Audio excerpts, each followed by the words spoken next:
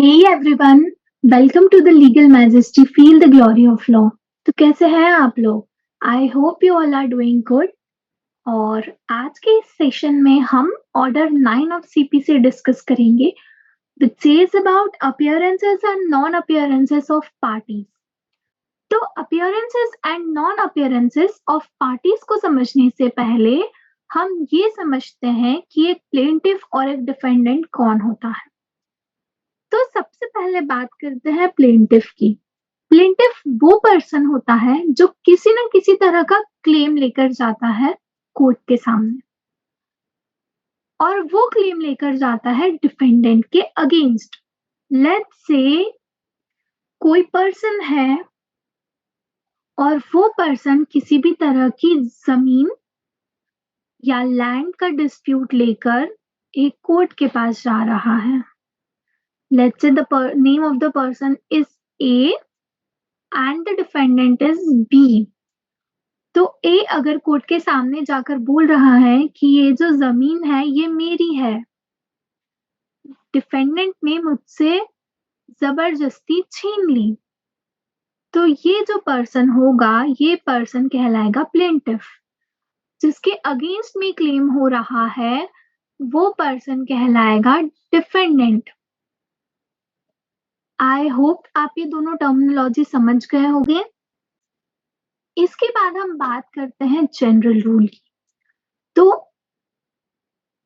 General rule कहता है कि जब भी कोई मैटर चल रहा है कोर्ट में तो वो मैटर में हमेशा नेचुरल जस्टिस का प्रिंसिपल लागू होगा। What is the meaning of natural justice? Natural justice says कि जो दोनों पार्टी है ए एंड बी, इन दोनों के सामने ही सारी प्रोसीडिंग होगी। ये रूल को इनकॉर्पोरेट करने का ये ऑब्जेक्ट था कि किसी भी तरह के किसी भी पर्सन के साथ नाइंसाफी ना हो, इसीलिए दोनों पार्टीज के सामने ही प्रोसीडिंग चलाना चाहिए, ये कहता है हमारा जनरल रूल। जनरल रूल के साथ में हम पढ़ते हैं rule number 1। Rule 1 of order 9। Rule 1 कहता है कि जो दोनों पार्टीज है या तो वो इन पर्सन में कोर्ट के सामने प्रेजेंट हो या फिर अपने प्लीडर के थ्रू, ये दोनों तरह से पार्टीज कोर्ट में प्रेजेंट हो सकती है। अब प्रेजेंट कब होना है? तो जो भी डेट फिक्स की गई है कोर्ट के द्वारा, कोर्ट वो डेट को मेंशन करती है समन्स में और वो समन्स पार्टीज तक पहुंचाया जाता है और वो डेट के अकॉर्डिंग पार्टीज को कोर्ट में प्रेजेंट होना होता है। ये समझते हैं ऑर्डर 9 कहता क्या है। तो ऑर्डर 9 कहता है appearances of parties and consequences of non appearances. मतलब अगर पार्टीज अपीयर हो गई है तो ठीक है, पर अगर पार्टीज अपीयर नहीं हुई है तो उनके कॉन्सिक्वेंसेस या इफेक्ट क्या होंगे। ऑर्डर 9 को 4 पार्ट्स में डिवाइड किया है। तो सबसे पहला पार्ट कहता है कि जब समन्स डिफेंडेंट पर सर्व नहीं हुआ। पहला पार्ट समझने से पहले ये समझिए कि जब कोई प्लेंटिफ कोर्ट में जाकर किसी भी तरह का क्लेम करता है तो डिफेंडेंट को बुलाने के लिए कोर्ट समन्स इशू करती है। वो समन्स का कॉस्ट बियर करना होता है प्लेंटिफ को, और वो कॉस्ट बियर अगर प्लेंटिफ नहीं करता तो डिफेंडेंट के पास में समन्स नहीं जाते। तो हमारा पहला जो सिनेरियो है ये यही कहता है कि अगर प्लेंटिफ ने सर्विस ऑफ समन के लिए कॉस्ट नहीं दिया है उस केस में क्या होगा। तो फर्स्ट वाले क्लॉज को 2 पार्ट में डिवाइड कर लेते हैं। पहला कहता है कि अगर प्लेंटिफ ने कॉस्ट नहीं दिया है तो क्या होगा, तो कोर्ट उस टाइम पर मैटर को डिसमिस कर देगा। इसके लिए हम रेमेडी भी बताते हैं कि रेमेडी क्या होगी। तो रेमेडी प्लेंटिफ के पास में 2 अवेलेबल है।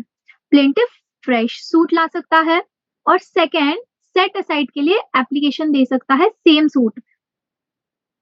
ठीक है, इसके अलावा अगर कोर्ट ने एक बार समन इशू कर दिया, पहली बार प्लेंटिफ ने पैसे दे दिए और कोर्ट ने समन्स इशू कर दिए डिफेंडेंट को, पर किसी वजह से वो रिटर्न वापस आ गए, वो सर्व नहीं हो पाए, तो अगर प्लेंटिफ 7 डेज के अंदर रीअप्लाई नहीं करता है तो क्या होगा।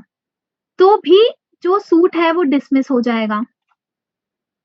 अब यहाँ पर प्लेंटिफ के पास में सिर्फ एक ही रेमेडी बचती है, वो है प्लेंटिफ फ्रेश सूट ला सकता है। ये हमारा पहला सिनेरियो कंप्लीट हुआ। आइए बात करते हैं सेकेंड सिनेरियो की। तो हमारा सेकेंड सिनेरियो कहता है कि अगर प्लेंटिफ और डिफेंडेंट दोनों ही नहीं आए तो क्या होगा? ये बात करता है रूल नंबर 3। रूल नंबर 3 कहता है कि अगर हमारा प्लेंटिफ और हमारा डिफेंडेंट दोनों पार्टीज कोर्ट में अपीयर नहीं हुए तो हमारा जो सूट रहेगा वो हो जाएगा डिसमिस। अब अगर यहाँ पर सूट डिसमिस हो जाता है तो रेमेडी क्या है? रेमेडी है सेम, या तो वो फ्रेश सूट के लिए अप्लाई कर सकता है एंड सेकेंडली वो अप्लाई कर सकता है सेट असाइड करने के लिए उसे प्रीवियस सूट में। ये हमारा सेकेंड सिनेरियो कंप्लीट हुआ। अब हम बात करते हैं थर्ड सिनेरियो की। थर्ड सिनेरियो कहता है कि सिर्फ अब प्लेंटिफ अपीयर हुआ है। अगर सिर्फ प्लेंटिफ अपीयर हुआ है तो उस केस में क्या होगा? सिर्फ प्लेंटिफ अपीयर हुआ है तो हमारी जो कोर्ट है, कोर्ट के पास में डिस्क्रिशन है कि कोर्ट में proceed x Partey. X party क्या होता है कि जब एक ही पार्टी अपीयर हो रही है तो कोर्ट उस पार्टी के फेवर में जजमेंट दे देता है। तो यहाँ पर कोर्ट एक्स पार्टे ऑर्डर भी जारी कर सकता है। नाउ रेमेडी क्या अवेलेबल है? यहाँ पर रेमेडी जो है ये डिफेंडेंट के लिए अवेलेबल है। डिफेंडेंट के लिए एक रेमेडी है, वो है कि डिफेंडेंट एप्लीकेशन लगा सकता है ऑर्डर 9 रूल 7 में। इसके अलावा वो सेम सूट में सेट असाइड के लिए एप्लीकेशन लगा सकता है। थर्ड जो रेमेडी अवेलेबल है वो है वो अपील कर सकता है, रिवीजन लगा सकता है या फिर रिव्यू के लिए अप्लाई कर सकता है, या फिर अगर प्लेंटिफ ने कोई ना कोई तरह का फ्रॉड किया है तो वो फ्रॉड के लिए किसी तरह का सूट लेकर आ सकता है।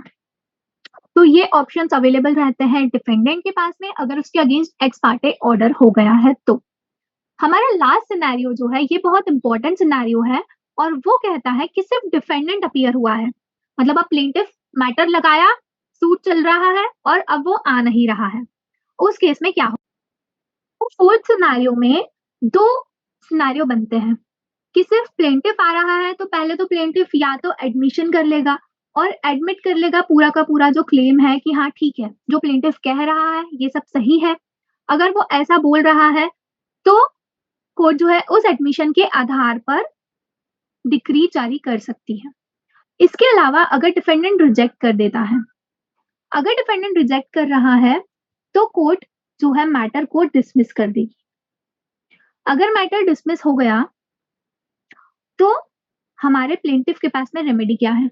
रेमेडी होगी कि वो अप्लाई कर सकता है उस डिसमिसल को सेट असाइड करने के लिए। तो ये वीडियो में मैंने आपको ऑर्डर नंबर 9 एक्सप्लेन कर दिया है। अब आप इस वीडियो को सेव करके रखिए। अगर आपको नहीं पता कैसे सेव करना है तो अपना व्हाट्सएप ओपन करिए, व्हाट्सएप में एक ग्रुप बनाइए जिस ग्रुप में सिर्फ आप अकेले पर्सन हो और वो ग्रुप में आप आपके सारे informative educational videos, PDFs, photos, videos जो चाहे आप उसमें सेव करके रखिए। तो इन फ्यूचर आपको परेशान नहीं होना पड़ेगा, आपको सारी चीजें एक ही जगह पर मिल जाएगी। और अगर आपको ये सेशन अच्छा लगा है तो आप कमेंट करके बता सकते हैं। ऑल्सो आप कमेंट करके ये भी बता सकते हैं कि आपको नेक्स्ट वीडियो किस टॉपिक पर चाहिए।